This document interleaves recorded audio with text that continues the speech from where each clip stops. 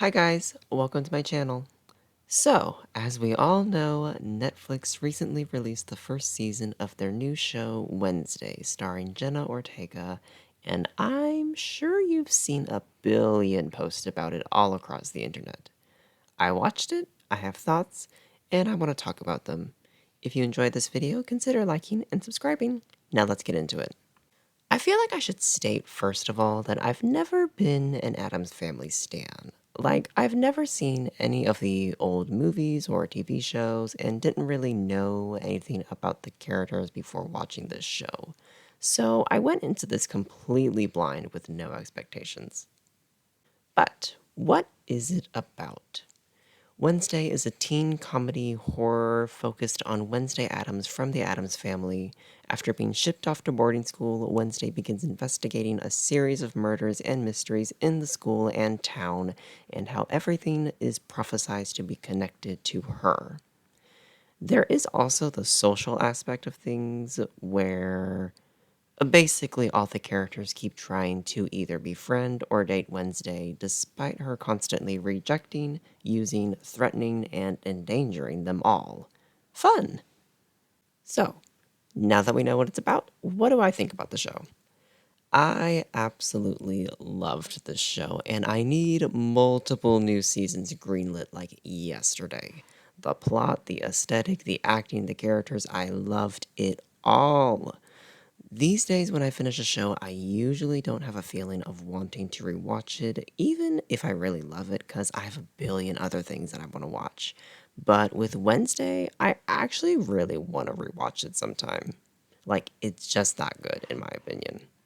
I really enjoyed the main plot and side plots. They were fun, exciting, and I was interested in everything that was going on, which is not something I think you hear often.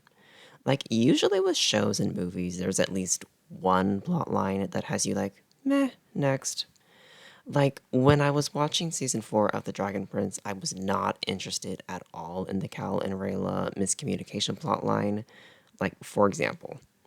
But with Wednesday, now I was actually interested in everything going on. The main mystery kept me gripped, the romances were passable, even though everyone on the planet agrees Wednesday and Enid are endgame. The arc of Wednesday slowly becoming a more social person was great, and I'm curious about the Bianca plotline with her mother next season and how that will play out. I will say it was kind of ridiculous how just everyone kept chasing after Wednesday. Like in every episode, 1 to 3 people would be pissed off at her, but then like 20 minutes later, they'd forget about being mad at her and go right back to either trying to befriend or date her. And it kept happening in every single episode to the point where it's like, have some self respect. Like, after the 30th time of Girly either telling you to go to hell or thinking you're the murderer, maybe it's time to be like, okay, fuck the goth girl, instead of trying once again to be nice to her. Like, I'm sorry if someone framed me for murder and got me thrown in jail for a few days, like, even if it's just a few days, you would not see me buying, like, that person a new iPhone. Like, be serious. There were two other more minor things that made me side eye a bit. The first was the ooh woo teen slang. I just wish overall that writers in their 30s, 40s, etc. would stop trying to implement teen speak into shows because it never works and always sounds like a cringy parody. Like, with Enid, I can get over it, and I'll talk about why when I talk about her. But with literally everyone else, including the adults calling the non monster people normies with a straight face throughout the show, I'm sorry, you lost me there. Like, I can't get behind that behavior. The other minor thing is a major spoiler for the last episode, so skip ahead if you don't want to hear that. Okay, I honestly didn't like how they actually made Tyler evil at the end, and it was this whole dropping of the mask thing. Like, when they revealed him to be the Hyde, I was already not really on board with it because it felt like a plot twist for the sake of being a plot twist instead of anything meaningful. But then they made him actually evil on top of that, and I was like, okay, well, that happened. Like, I thought they were going down the route of making the human person a genuine good person that has no consciousness during hide mode, and that the hide is a monster that, like, lives inside them that they can't control. Like, that's what I thought that they were doing. But no, they just made Tyler evil, and that was that. And it honestly felt cheap, in my opinion. Plus, I'm sorry, I would have liked the other guy, Xavier, to have been the Hyde. Like, what was the point of him being telepathically connected to the Hyde if he wasn't the Hyde? For the sake of the plot twist? So, yeah, the ending did get a bit fumbled for me, but even having said that, it didn't take away from my enjoyment or love of the show too much. Like, I still really love the show, and I want more seasons. Alrighty, now let's get into character talk. We are going to be discussing spoilers for most of the characters, so if you don't want to hear any of that, then skip ahead. First, let's get into Wednesday. She's an icon, she's a legend, and she is the moment. Now, come on. Let's start by saying that Jenna Ortega needs an Emmy, a Golden Globe, an Oscar, just everything, all the awards, because she was fantastic in this role. I absolutely loved Wednesday. She's very funny, and she actually feels genuinely dark and gothic, and not like annoying like Tumblr goths. She's just cool, you know? And I like how you can tell that even though her outside dark and mean persona is quite genuine, that it's also low key a defense tool to not care too much about anyone or let anyone care too much about her. And her arc about slowly opening up and letting herself make friends for once was done nicely, I thought, and it still has lots of room for character growth in future seasons. Next up, Enid. This is literally just Mabel Pines from Gravity Falls, but 3 years after that show. I loved Enid. She's a queen. I usually hate characters that are way too perky and use what 40-year-old writers think is teen slang every 2 seconds, but honestly, it works for Enid. And it works for Enid, in my opinion, because, yeah, she's so overly positive. You can maybe see her actually talking like, OMG, BFF, I totes love that new jacket. It's so swag for realsies. Like, she just kind of has that personality where I'm like, yeah, I can see her saying that. You know, like, I don't really know how to explain it too much besides that, but like, I can actually see her talking like that. She just kind of has that personality, you know? She's fun, she's nice, she's cool, her vibes are in check. I can't say anything bad about her. The only thing I could say is that they better make her actually queer, or that whole bit about werewolf conversion therapy is just, interesting. And as much as I loved seeing Wolfie Enid fight, I might have preferred if they didn't have her wolf out. Okay, don't kill me, don't kill me, don't kill me. I know that might be an unpopular opinion, but let me explain. Like, if all she got were the claws or just a partial transformation, but she was still able to do everything in the fight, I think that would have been a very inspiring note to end her arc on, where she didn't need to go full wolf out like everyone else to be an actual werewolf, and she accepts herself as is. I don't know. I would have maybe liked that, but full werewolf is also fine and can open the door for unique situations in the future that require skills only she can provide to overcome an obstacle.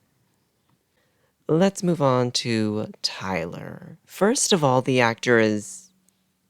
Let me shut up. He's married. Tyler was a basic bitch, but that's fine. Not everyone needs to be complex.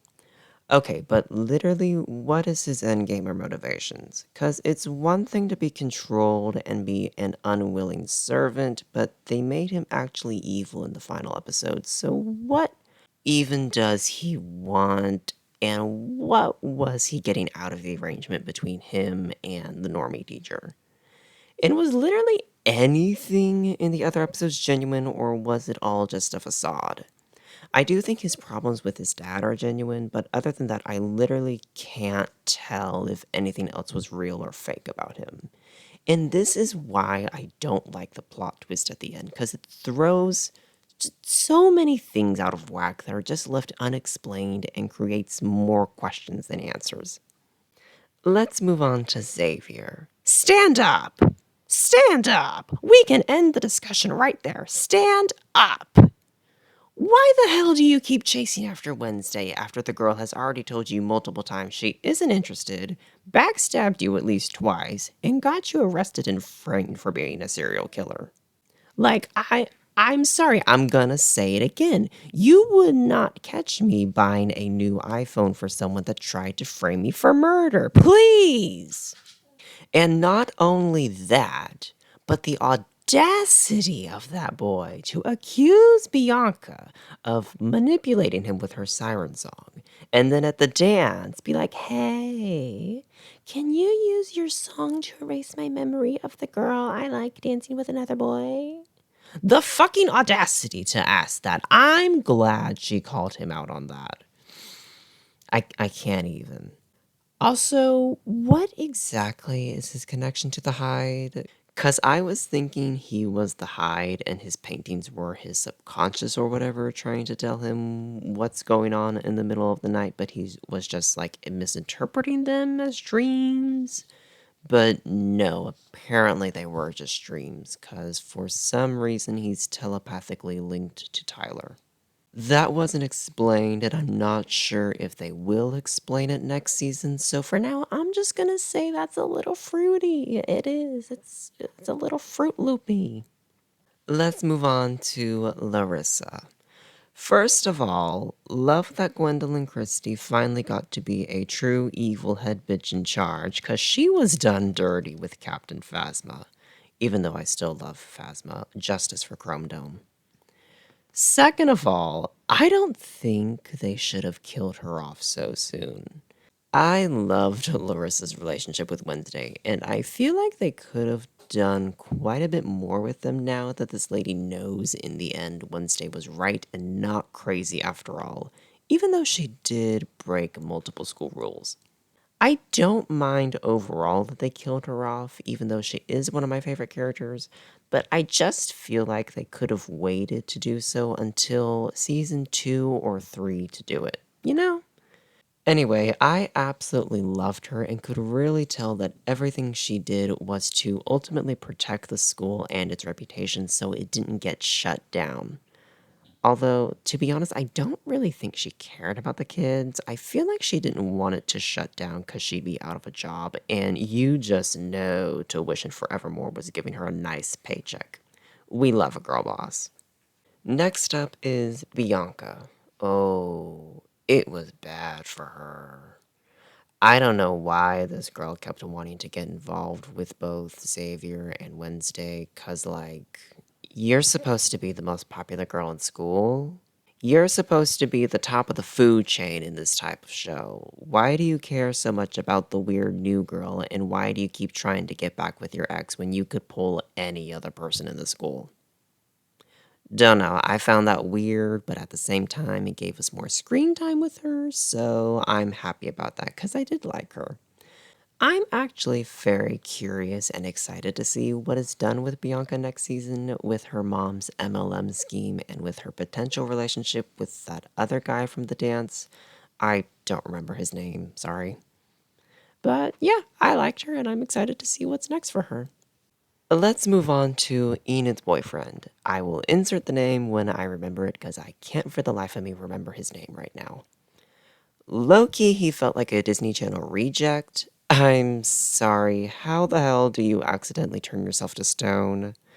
Like, why would you even dare a glance in the direction of the mirror if you know you could do that to yourself?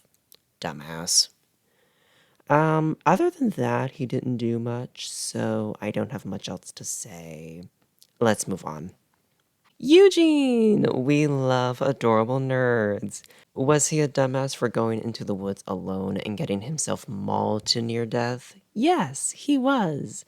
But overall, he was just nice and cute with his interest in bees, and I'm glad they didn't kill him off.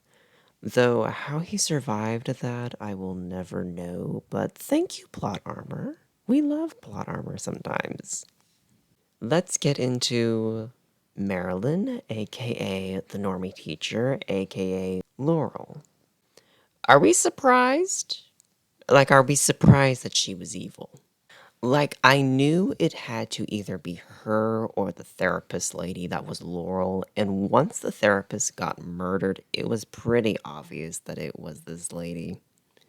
She could have just stayed good and been remembered as the nice plant teacher that we all stand, but no. She had to go and resurrect a colonizer and attempt to commit genocide, so yeah, fuck her. Sorry, that's not the kind of girl bossery that we like. Bye. Let's go to Dr. Kinbot. I'll be honest, she was a Karen. She gave off major Karen energy. I don't blame Wednesday for not opening up to her. I wouldn't want to open up to her either. Did she deserve to die because of that, though? No.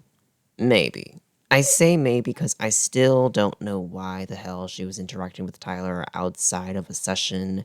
In that scene where Wednesday is spying on them, getting into her car in the woods.